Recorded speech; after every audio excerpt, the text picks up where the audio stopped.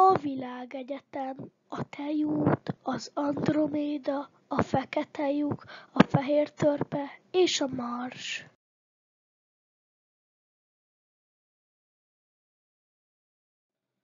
A tejútrendszer.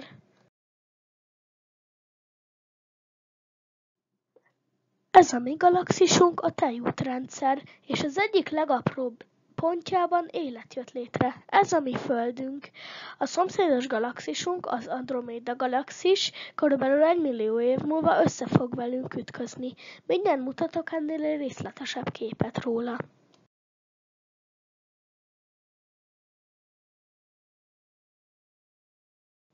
Így fog kinézni a Földről körülbelül 4,5 milliárd év múlva, amikor az Androméda galaxis összeolvad velünk. A jobb oldali a tejútrendszer, a bal oldali az Androméda galaxis. Pánikra semmi ok, mert semmi sem fog történni, csak nagyobbak leszünk.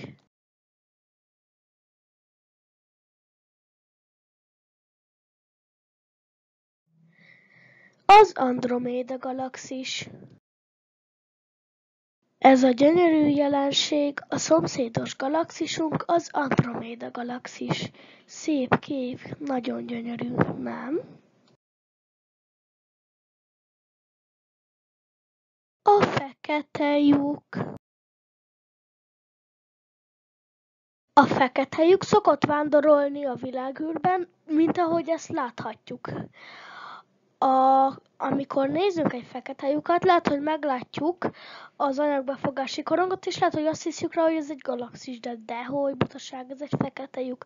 Az égitestekre hasonlóan hat, mint a fehér törpe. Hogy mi a fehér törpe? Következő utáni rajzban megmutatom, de még mutatok nektek egy olyan rajzot, ami jobban elmagyarázza a dolgokat.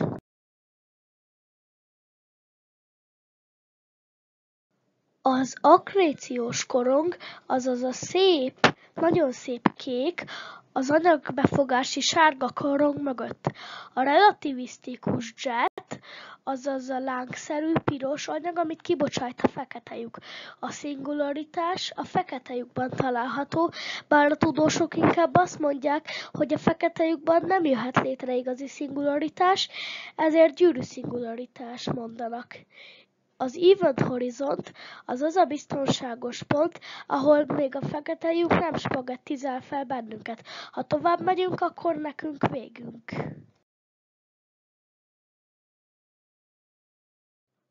A fehér törpe.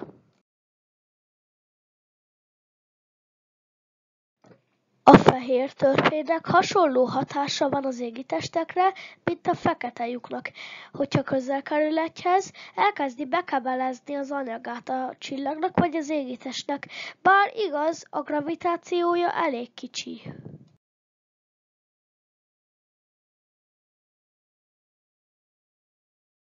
A Mars.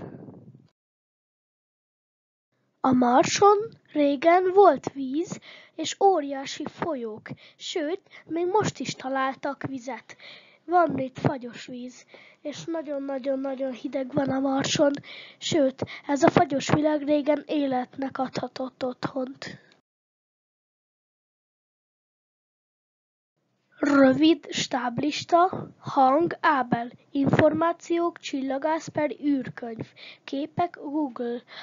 A filmet a PowerPoint Microsoft 365-tel készítettem.